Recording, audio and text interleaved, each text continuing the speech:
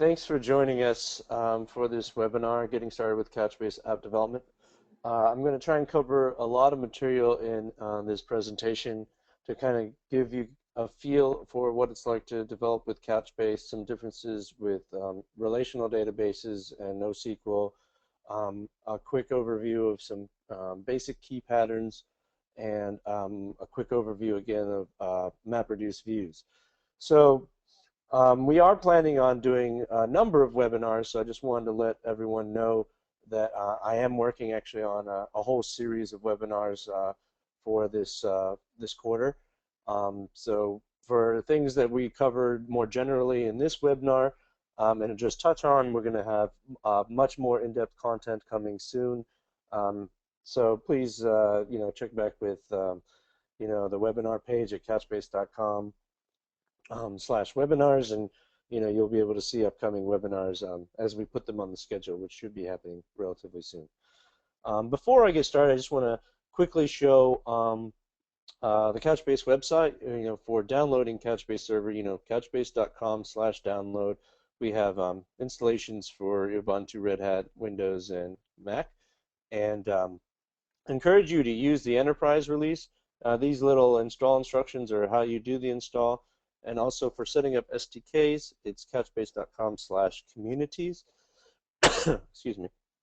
And you can see all the different languages and SDKs we support. When you click on them within those pages, within those pages you have a learn more and getting started and tutorials and API references, which is great. And if you're actually using some of the other sort of up-and-coming languages, we do have clients for, I'm going to have to do always allow there. We do have clients down at the bottom of the All Clients Libraries page for Go and Clojure and Perl and Tickle, Erlang even. So if you were interested in setting up SDKs for those, there's some community SDKs for that. I'll talk about that a little bit more in the webinar, but so couchbase.com/download and couchbase.com/communities is where you go. So back to our presentation. So we're going to cover a lot of material today. The first thing I want to start out with is the difference between relational databases and Couchbase or NoSQL databases. Couchbase and NoSQL is different, but it's familiar. It's an opportunity to think in new ways about data. It's often much simpler than working in relational systems. There are definitely new design patterns and new ways of thinking in terms of storage and retrieval of data. It's much faster and lighter and more agile. Changing models is much easier, especially since you don't have migrations. And often when you're getting used to moving from relational, which is the de facto way you learn how to store and retrieve data, you have to kind of unlearn some of the things you've learned. One of the things that I try and remind people is that data is data. Databases are optimized to store and retrieve data. That's what they're for. And objects are really classes with data and methods. So how that data is saved and retrieved, and how those objects are instantiated, it doesn't really matter whether it's a table or it's a file or it's a JSON document. And it's a kind of reminder for people that are very ingrained in relational world to kind of get used to the NoSQL and JSON style of data storage.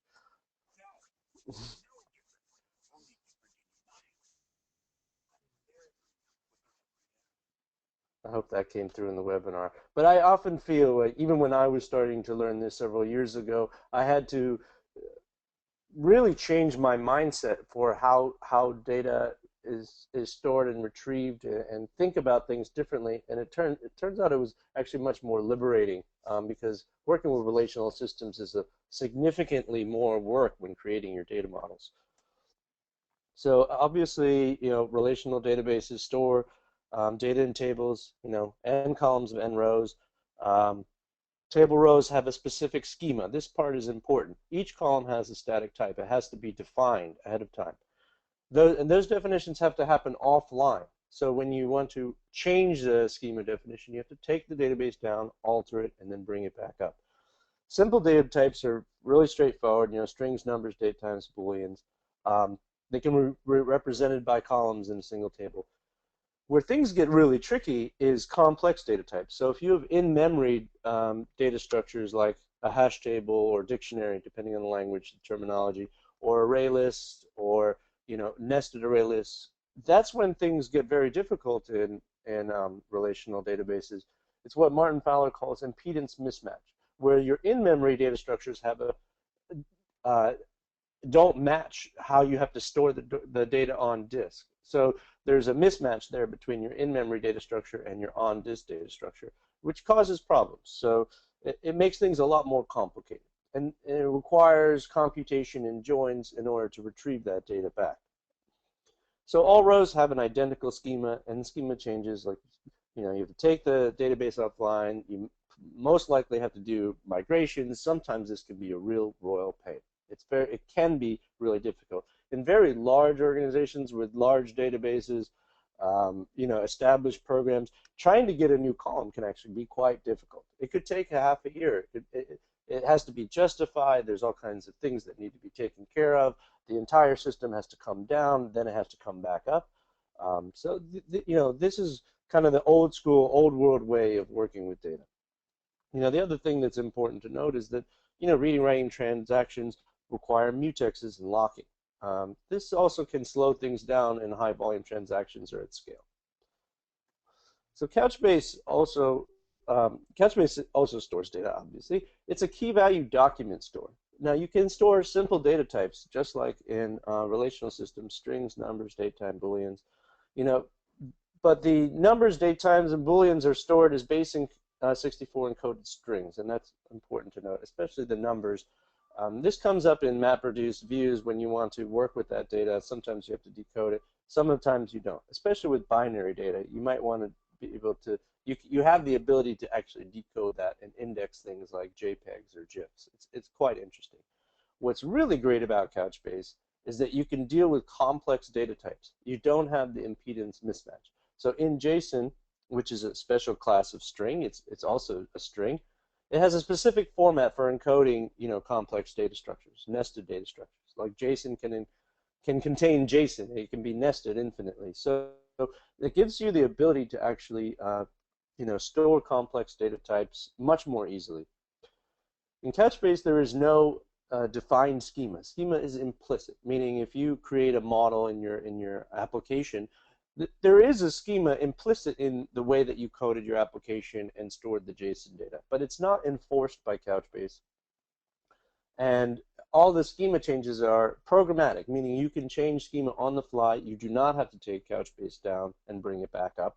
You can change it on the fly dynamically, and it can vary from document to document. So if you have a user table storing users in a relational system, every single row has to have all the same columns.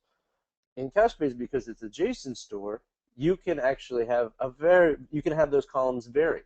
So let's say you have users that have potentially multiple addresses or multiple phone numbers. Some user documents might have just one phone number, and others might have multiple phone numbers, and that's okay.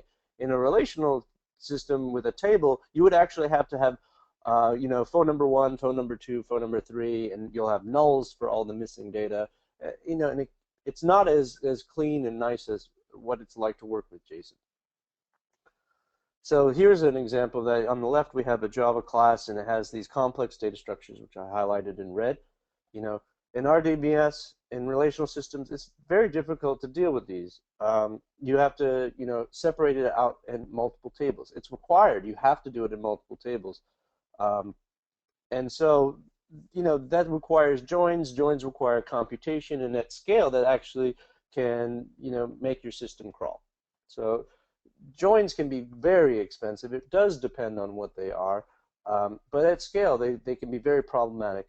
What happened is at scale in the early 2000s, these joins became so expensive that people had to denormalize their data and get rid of joins in order to handle scale. And that's where some of these ideas for NoSQL came from, was what happens to relational systems at high scale. And so instead of trying to deal with it at that time, which is very difficult when you have hundreds of thousands of users using your application, trying to deal with these problems is quite difficult. NoSQL database and Couchbase allows you to start with that highly scalable system at the beginning. Now, ORMs do reduce the complexity of storing these complex types, but there is a trade-off. It is hard to optimize. You're trading off a speed. ORMs are not fast, and optimizing them and optimizing your relational system is challenging. You need to be a very good, you have very high expertise in order to do this, and even then, there's a lot of overhead in ORMs. So in Couchbase, this is on the left is a sort of JSON document representation of that class, and you can see there's an array, there's a hash or dictionary, and then there's an array of hashes. You can do complex types very easily. You can modify this on the fly, and you can. So this document on the left here, I have this JSON key called doctype, which is a pretty standard way of encoding your JSON documents, is to include a field. You can call it what you want. I prefer to call it doctype, where I actually say what the class name is for that document. So this happens to be from a user class. It allows me to do a lot of things in my MapReduce views and things like that, and classify them. Now that's arbitrary. This is not an actual type. It's an arbitrary type. It's a programmatic one that I've decided. That's my strategy for identifying this document. But it is a fairly standard practice to do so. Some people call it class, some people call it doctype, some people just call it type. But that's a fairly standard practice. So to quickly go through the architecture of Couchbase, when you do the install, you have to open your browser to localhost 8091 to complete the setup, and during that you'll be setting up your default bucket, and you can set up. We have a sample application data in there called beer sample, and you can on the Couchbase site in the communities area you can download the tutorial apps that correspond to that and kind of play around with that. There are MapReduce views in there, and there's sample data, so it's really a cool way to just kind of get your feet wet. So let's talk about write operations. So Couchbase was an evolution of Memcached. Memcached became Membase Server. Membase Server was a distributed Memcached with persistence. When Couchbase 2.0 was released last year, what was added was the MapReduce views to allow querying and make JSON documents, being able to index JSON documents. But what's important to understand is that it is sort of a RAM-based database where you are storing and retrieving mostly from your managed cache in RAM. That allows for very, very high performance. In the background, everything is persisted to disk. So when it goes to the cache RAM, it also gets replicated and pushed into replication queue to other nodes for failover and replication. It also gets enqueued to be persisted to disk. And this is highly optimized. It is a when you have a lot of operations on a single document, let's just say you're updating a document 100 times a second, when it gets to the top of the disk write queue, it's only writing the latest one. So this is a very highly optimized operation. Okay. When you do an update, we are a consistent database, so you can immediately read your write. So as soon as that document is updated, it's updated in RAM, and all subsequent reads will be that new value. The new value, new document is pushed to the disk queue and the replication queue.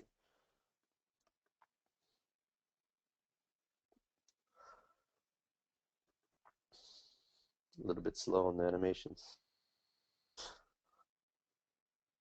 I think this is also very important to understand, why Couchbase is so fast. So when you get this document, it comes straight from the managed cache. And if you do an update operation, which is basically a replace operation, you're going to be reading that new value. Okay. Let's quickly talk about the SDKs and setup. So we support a lot of SDKs. These are all our officially supported ones, but we do have a Go client, and we do have closure clients, and some of those are part community and part our own Couchbase folks. Um, One of the important things to note is that the PHP, Ruby, Node.js, and Python clients are all wrappers around the libcouchbase C library. So you have to install libcouchbase first, and when you go to the community site, there is instructions for installing libcouchbase, and then for Ruby you install the Ruby gem, etc. So it's important to understand for those that they are wrappers around the C library. For Java and .NET, they're native libraries, and obviously for C it is that same libcouchbase C library. Um, so here is a sort of sample code of what it looks like to make a connection. In Ruby, we've got, we're creating a Couchbase object and we're asking it to connect to, the default bucket. Where I created a little hash of, some data, and it's supposed to be cb.add there. I've got a typo. cb.add my data, and I'm passing in the hash, and then I'm getting that data back out and outputting it to the console. Python is pretty similar to Ruby in terms of what it looks like. You're connecting to a bucket, you're adding, a key value pair, so you're adding that key my data, and the value is that document, that JSON document, and then I'm pulling it back out and I'm printing it out. Java, as usual, Java is a bit more verbose. In this case, I'm actually have a list of URIs, and then I make a connection. In Python and Ruby, the JSON encoding and decoding is done within the library. You could use, for Python, you can use pickle objects, etc.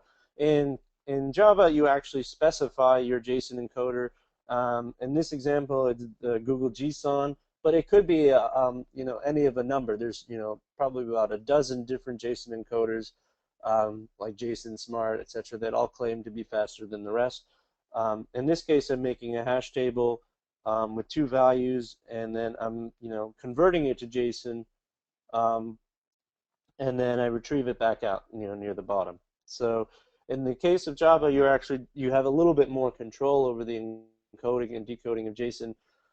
In Ruby, they're pretty standard, really fast libraries. So in each language, they're kind of different libraries used, and some of them are under the hood, like in Ruby and Python, and some are more explicit, like in Java. Node.js, JSON is a first-class citizen, so you don't actually have to do any encoding, decoding. It's all sort of part of Node.js. And same with PHP, they do have, I think since PHP 5.1 or 2, they've had, a JSON encoding, decoding built in to the standard library.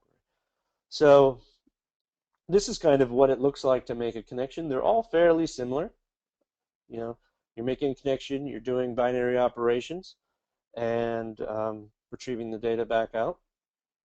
You're encoding JSON. Of course, instead of JSON in all these cases, you can pass in an integer or float or a string, even binary data. You can store those two in pretty much the same way. So in some of these, the library detects kind of what type it is and handles it appropriately. Like in Ruby, if it is a hash, it knows it's a hash, converts it into a JSON representation of that hash, and stores the data. So Couchbase is structured as a key value store. So all data has a key and a value. So the value can be anything. It can be binary, string, numbers, and obviously a specialized string, JSON. Keys can be up to 255 characters long. They're unique for every bucket, so there can only be one. It's very similar to a hash table in memory, where keys are unique within the hash. They're completely in control of the application developer. There's no mechanism within Couchbase to generate keys.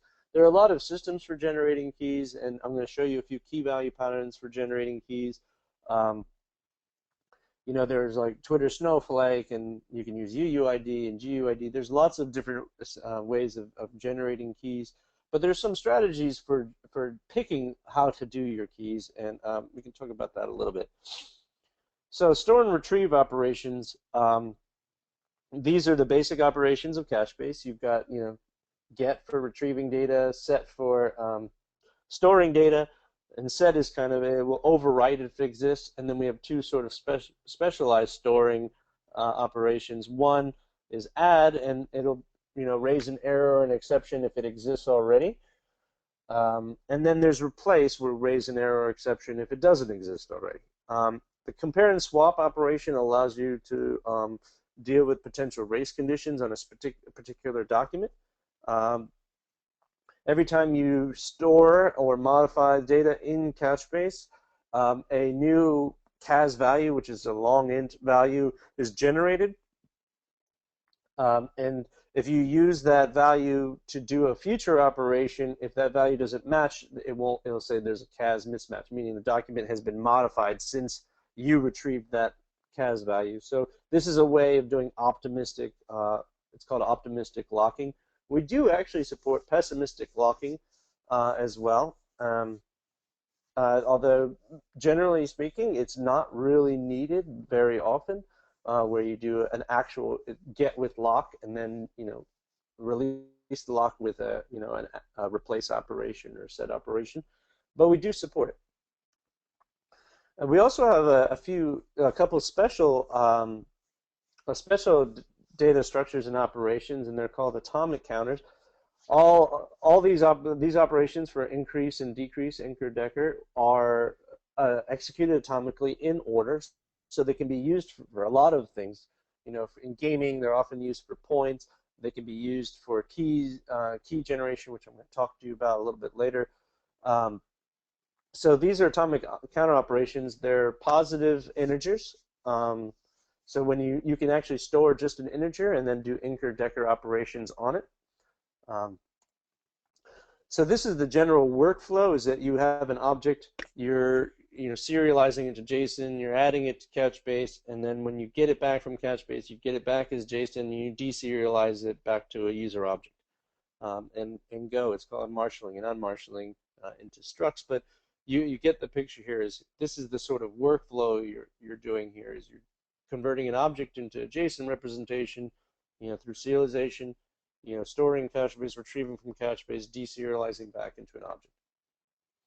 Of course, in functional languages, you don't necessarily have objects per se, but this is the general workflow still.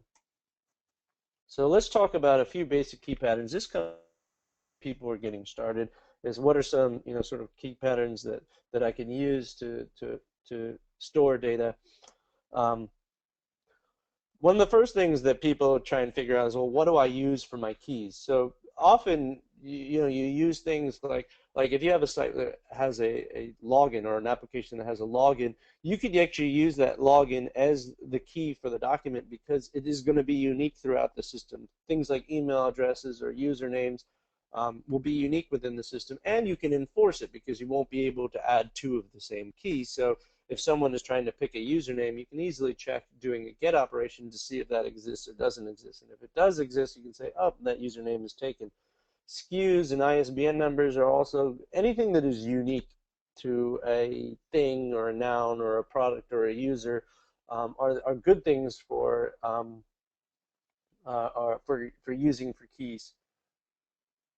Okay, and so after I talk about this pattern, I think we can go ahead and answer a few questions. It looks like we're getting a few questions here too. So let me cover this keying, and right before I go into the counter ID pattern, I'll take some time to answer some questions.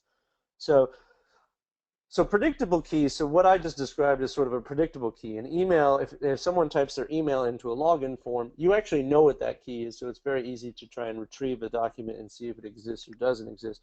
When you use things like UUIDs and GUIDs, you don't necessarily know what that key is going to be ahead of time, so no one's typing that into a username box and hitting login. So then you need MapReduce views. You need views and indexes to find those documents.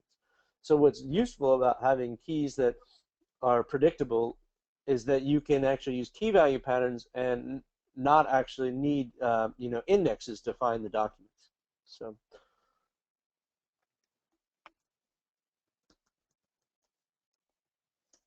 So let's see. Let's answer a few questions here.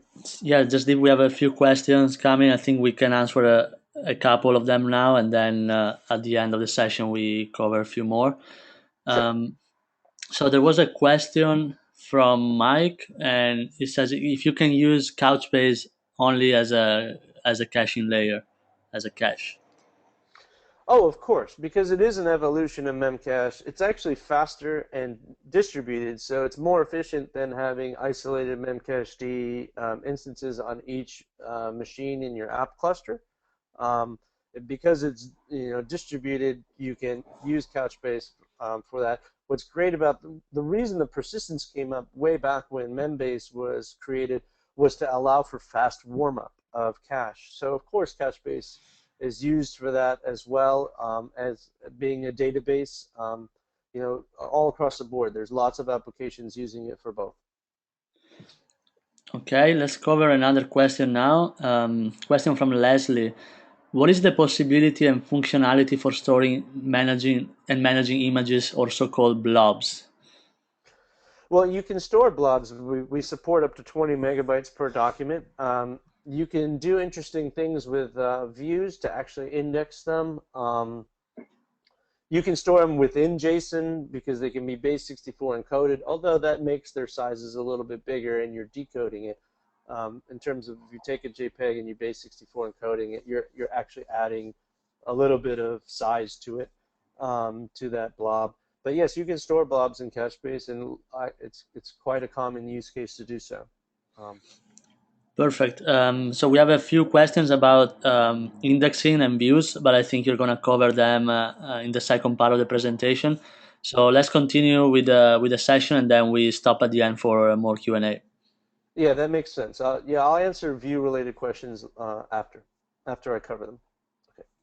So back to this presentation. So I'm going to talk about a counter ID key value pattern, and this is I use this pattern quite a bit. There's a lot of use cases for this pattern.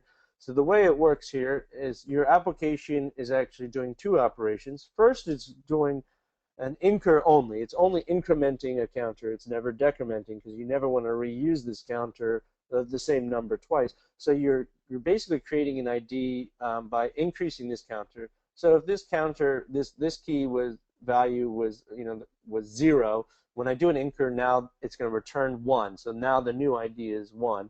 And then I use that ID as a component of the key for the primary document I'm trying to store. So I add it to the key. So I do an incr operation followed by an add operation and store it in Couchbase. This also allows me, since I know the quantity of this collection because that's represented by that atomic counter, I can iterate through this as a collection without using indexes. So let's just say I'm storing comments on a blog. In this case, every time someone makes a comment, I'm incrementing the counter. I'm adding that comment as a document. And if I want to page through them 10 at a time, I can probably want to do it in reverse chronological order anyway. I can start with that counter key and do what's called multi-get by taking 10 at a time, 10 keys at a time, get 10 comments at a time, and page through them. So this is an interesting way of iterating through collections and creating collections in a very simple way. So it's a combination of incrementing a counter, and that's basically just an integer value, and then using that value as a component of the key for the primary document I want to store. So as you can see, down below, I'm actually using that comment paradigm and saying, hey, I'm going to increase the comment count, and then I'm going to add a new comment document using that ID, using that number. So another pattern is what I call a lookup pattern. And in this case, I'm actually making, this is all key value patterns. So I'm making multiple ways to get to a particular document. So I did talk to you earlier about if I use a UUID, I can't predict that key. I can't, from my application, I can't figure out what the key of that document is going to be if I'm trying to retrieve it later. However, if I'm using it to store user documents, I can create what's called lookup documents. So the first case, I'm storing in the first operation in data creation, I'm adding the actual document, like the user document, to Couchbase. But at the same time, I'm adding 2 more documents, and all they do is refer to their value is just refers to the key that is the primary document. So then that way I have my email address and my username as separate documents, and their value is the key for the primary document. So that way I am able to actually find that document using multiple different values.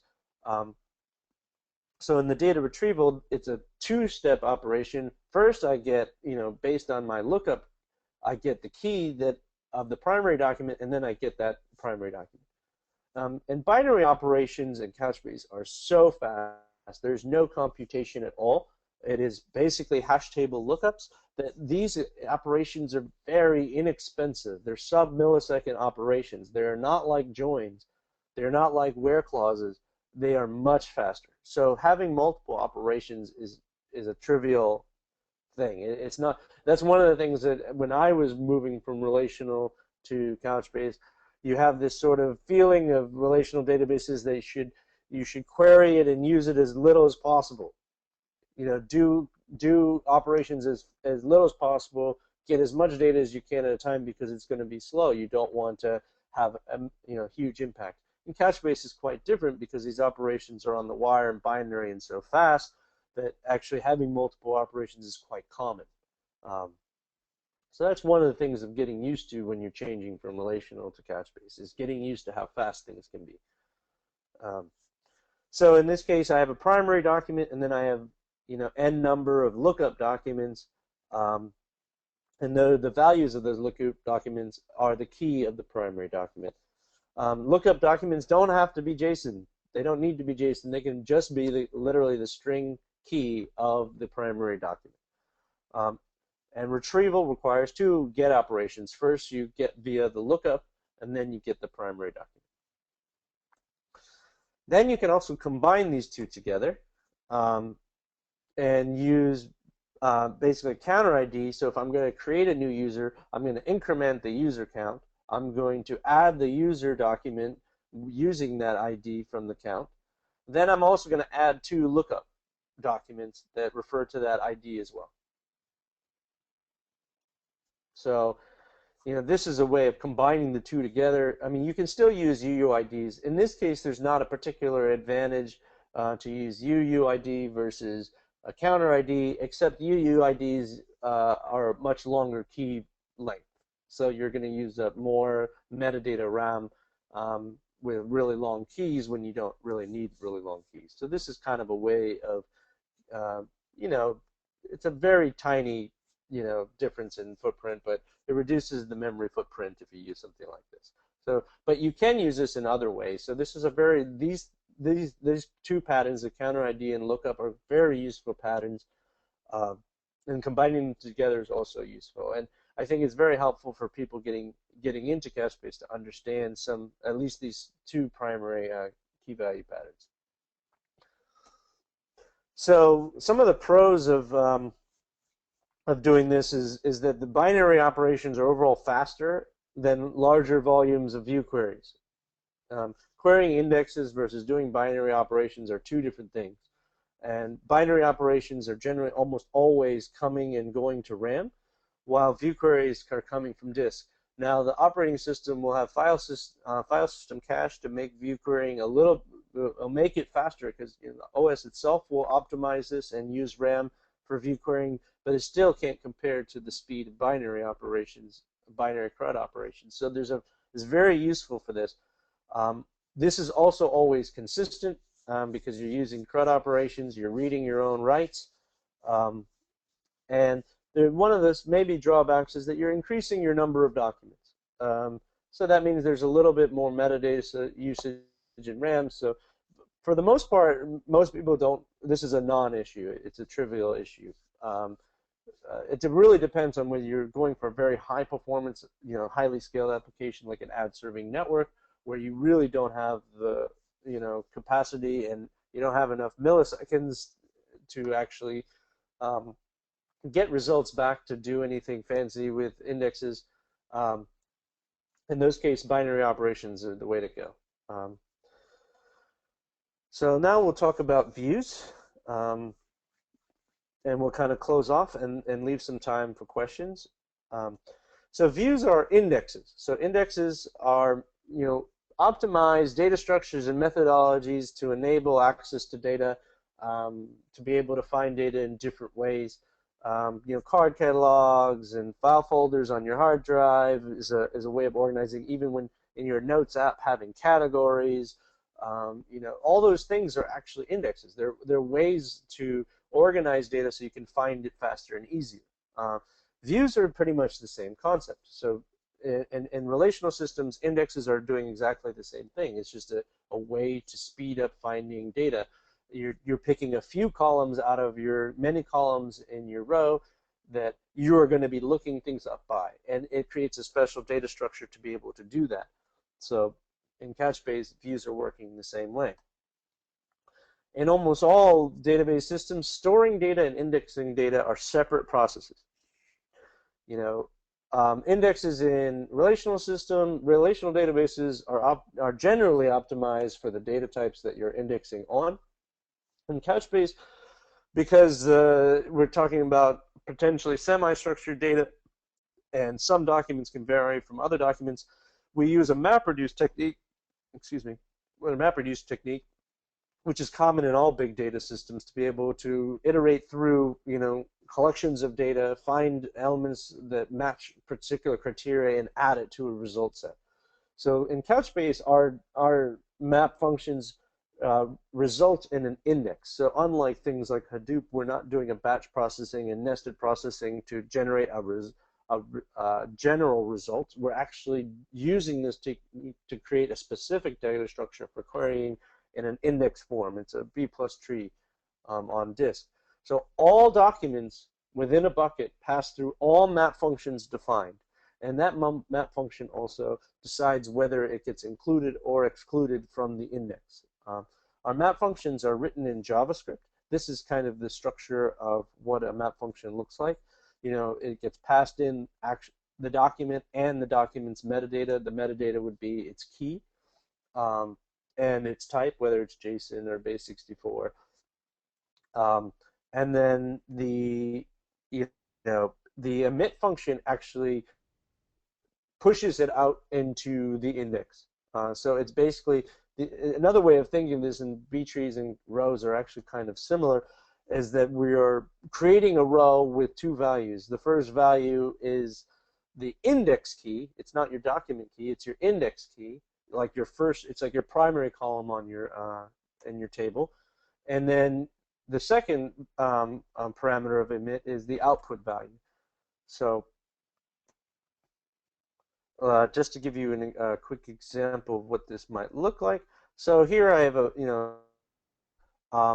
and I'm emitting the email JSON key and also the user's points. And I'm creating an index here of points. So the index key, in this case it's text, the index key is ordered. So you can see doc.email in that table, it's ordered by that first parameter of emit, and then the doc.points is the value. So on every row when you query a view, you also get the ID of the document that generated it. So you never actually have to output that. It's included with the results. So you can see we've got, here is an index. Now I can look things up via email and get points. I can do a range query, and I'll show you a few quick examples of slides of different queries.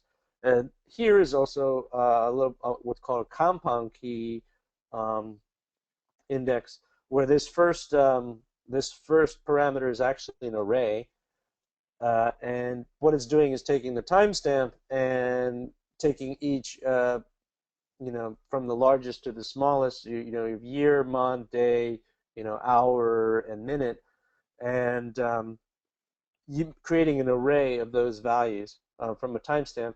This allows you to do grouping, so I can see, how many things, in reduces, I can actually group them and see, what occurred, in 2012 versus 2011, or what occurred in October 2012, what occurred at October 9th, 2012. So you can group by each element in that array, which is very useful for reduces, and you can do some really cool aggregates this way.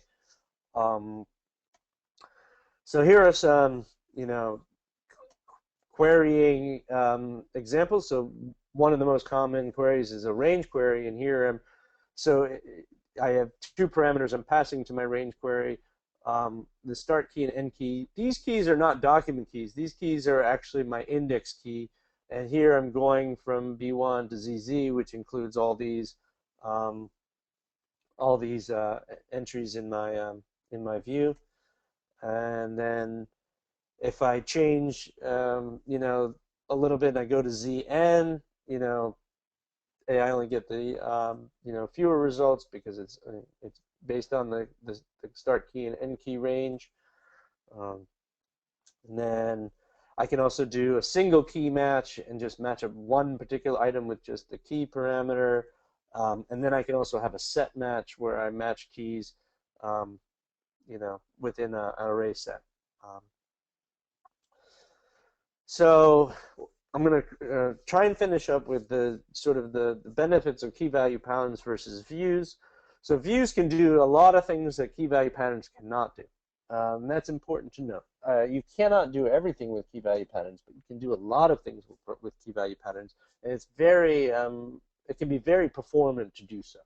I think things like users creation should most likely, I would say 90% of the time, use key value patterns rather than views and indexes, because you get immediate consistency with documents, and it's usually the highest volume in any application. Even if you're doing e-commerce and you sell 100,000 products, it's generally you probably have 500,000 users. So it's very useful to use key value patterns for things like users. So in views, they don't get actually indexed until they're persisted to disk. So their CRUD operations create them, they're persisted to disk, and then they're indexed.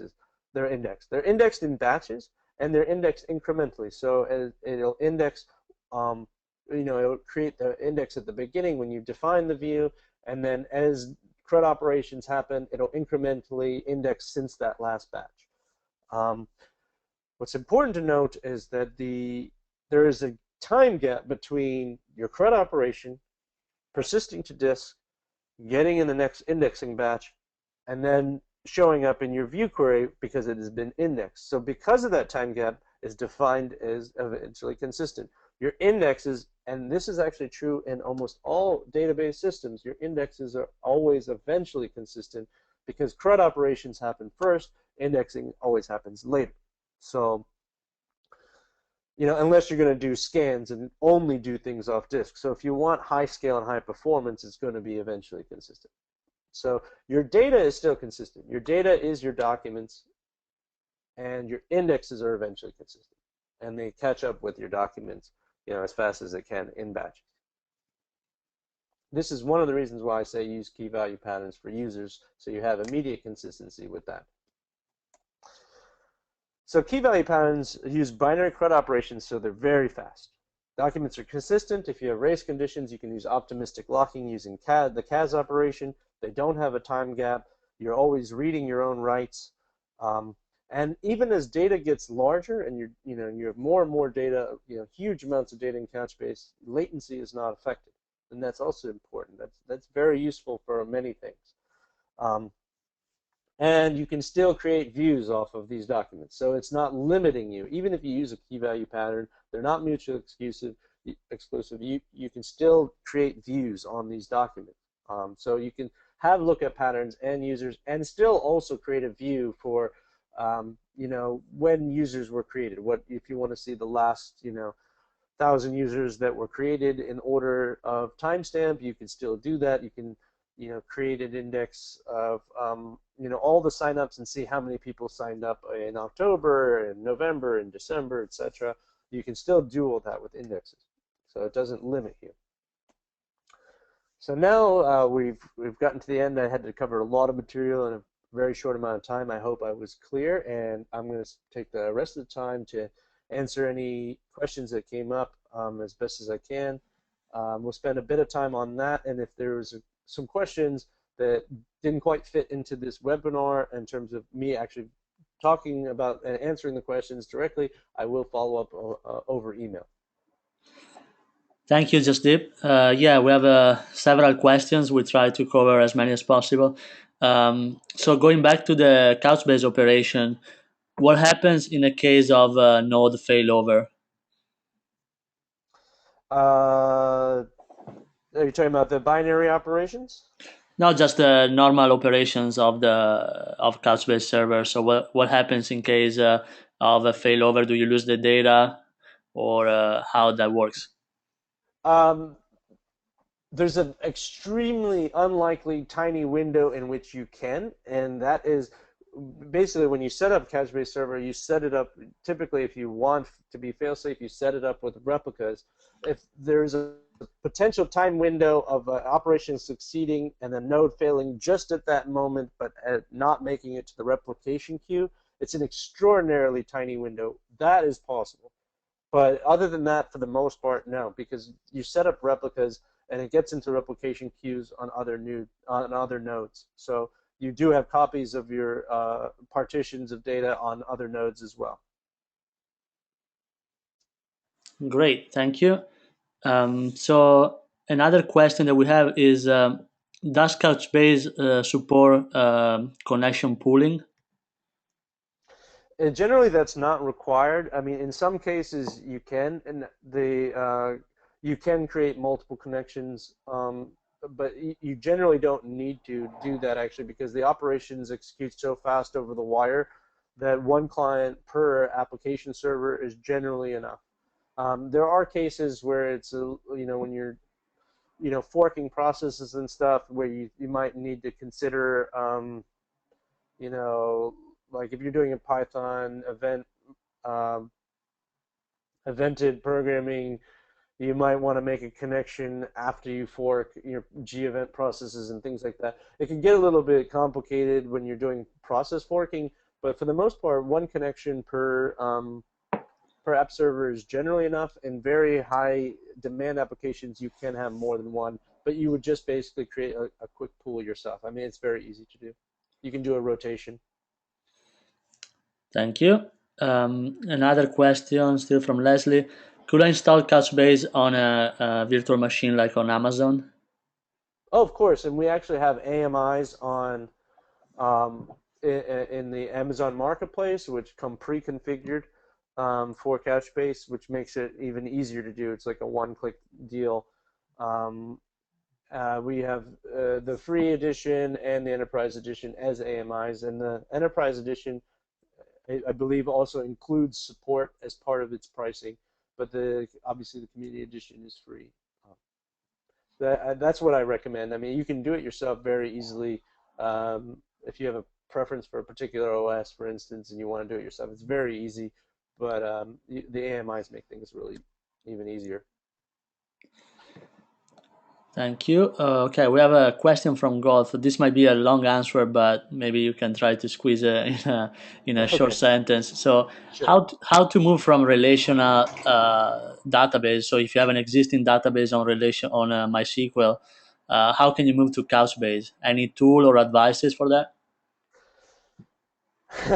Yeah, that's one of those questions that is difficult to give a generic answer for. It really depends on how your relational models are set up, whether it's easy or hard.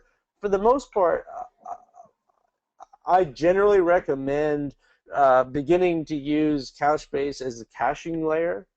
Um, and starting to move some of your relational data into Couchbase so you can kind of migrate away from relational through a stepwise process. If you have the luxury of being able to, you know, create a whole new model in your application, uh, and then do a migration, a planned migration in a future date. You basically taking your data access layer within your application and modifying it to actually use Couchbase instead, and whatever tweaks you're going to need to make in converting your normalized data into denormalized.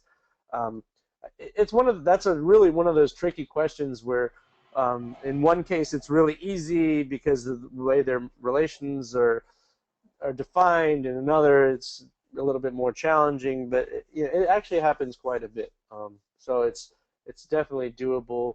Uh, the first thing to be thinking about is that you're actually denormalizing your data when you're moving from relational to Couchbase, because like I was describing, you're moving from complex data structures, not being mapped to relational tables directly. So then, how you change those joins into denormalized, documents. It really depends on the complexity of those relations, whether that's trivial or a little bit more challenging, but definitely doable. I mean, there's no reason why you wouldn't be able to. It's just not an easy question to give a generic answer for. Can you also mention something about the tools like Talent for migrating data from relational to Couchbase? Oh, I actually am not super familiar with Talent. I've heard about it, and it was on my list to actually check out. But I guess obviously they offer solutions for that. I mean, Yeah, we also have we have on our website, we have a connector for Talent. So all of you can go on our website and click on connectors, and we have a plugin for Talent, which is really helpful for migrating data awesome. from MySQL to Couchbase.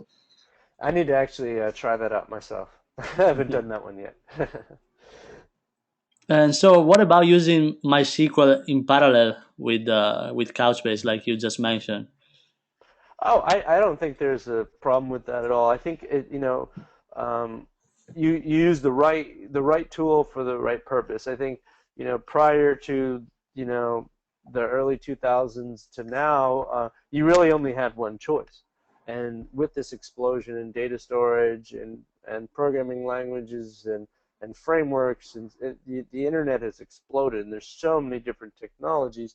I think a polyglot approach is quite common.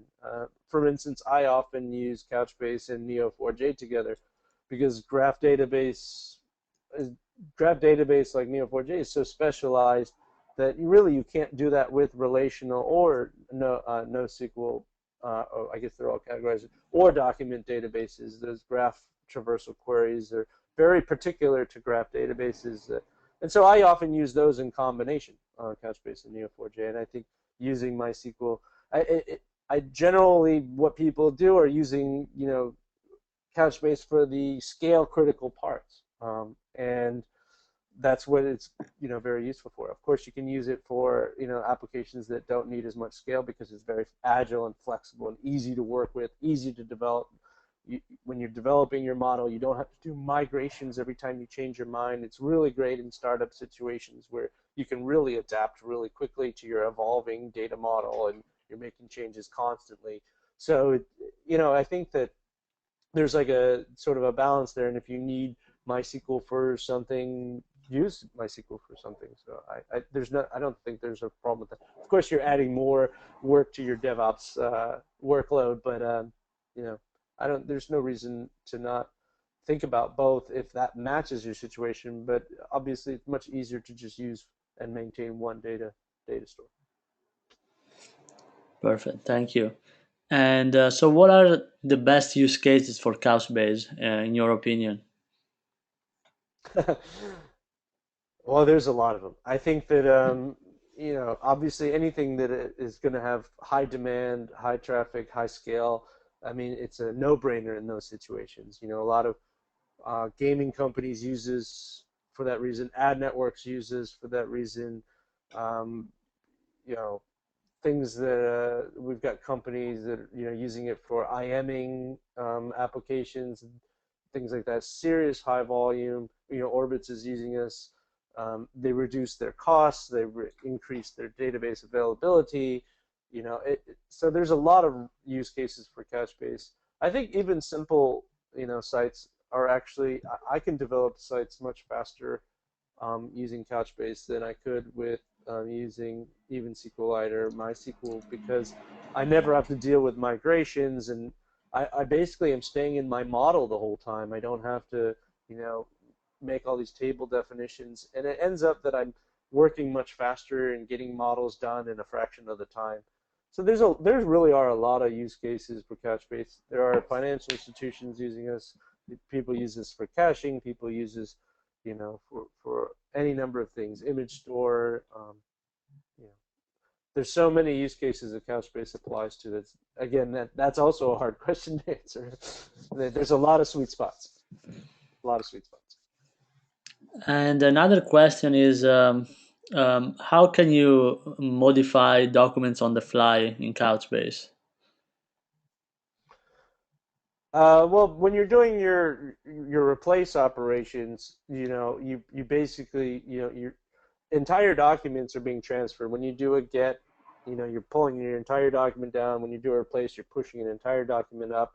We don't do incremental or partial updates in documents, in JSON documents. We don't do that. So when you're replacing that document, you can change the schema. I mean, you're just doing it programmatically. So you can, I mean, there are different strategies. Maybe there was an implication there, like what is the strategy for doing it?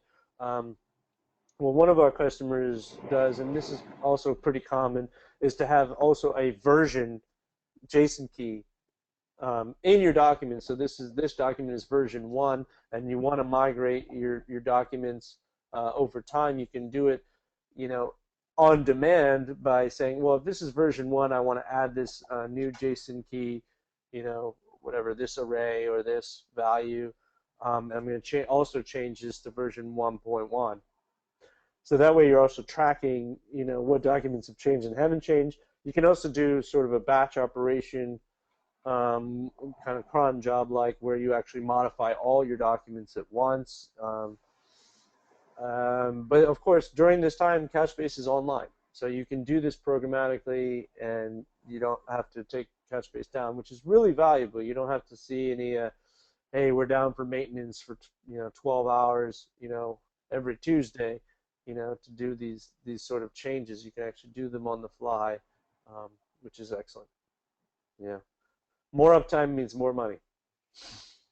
Okay, so last two questions, and then again, all the other questions that we haven't covered, we will follow up offline the next few days. So going back to the operation of Couchbase, so what happens to those documents that are updated with a new version? So does the managed cache delete the documents from RAM, or what happens? When you're replacing a document, you are literally replacing the value in RAM. So we don't have versions in Couchbase, so we're not keeping previous versions of that same document. So when you do a replace operation, you're replacing that document in RAM, and then it'll also be replaced on disk as well. Thank you. And last question, which is also will be also a long answer, but again, let's keep it short. Why would you choose Couchbase over other NoSQL solutions? I would basically, I mean, it's scale. It's our proven reliability in enterprise and very high scale. It's very simple to scale up. I mean, it's probably the simplest of all. Our admin tools and interface are excellent. I mean, it's really one of the easier NoSQL databases to use and administer and manage. I think that without talking too much about negatively about our competitors, I think that that's one of the things that really distinguishes us from them is our ease of use, ease of learning, and we have some very powerful features and some up and coming new features that you can check out. Of course, we've got the Couchbase Lite and the mobile sync, which is very unique amongst NoSQL with our sync gateway, where you're syncing data to mobile devices, iOS and Android apps and PhoneGap apps, so that you can do offline data access and creation, and then sync when you get online. And then we have, Nickel, which is a new ad hoc querying language that is, sort of in the alpha stages, which you can try out. It's on the Couchbase community site. You can see N1QL Nickel, which is our sort of new query language to supplement the MapReduce view indexes. We also have the Elasticsearch integration for full text search. We have, we just have a really sweet collection of technologies that work really well together. And I think that, the reliability and ease of use and ease of scaling of Couchbase, and plus the really consistent high performance. I mean, we outperform our competitors, you know, in, in read and write operations, especially when you get into read heavy and write heavy. We perform equally well in both of those situations, as well as balanced read write. And I think that it's hard to find a database that can do all that. Great. Thank you again, Jasdeep. So we ran out of time for today. I would like to remind everyone to go on couchbase.com/download and try out Couchbase on your machine, so you can experience all the features that makes Couchbase a great database. Also, again, this session has been recorded, and we will send tomorrow the link to the video and the slides to all the registrants. With this, I thank you all for attending the webinar today, and I hope to see you again at future events. Thank you. Thank you, guys.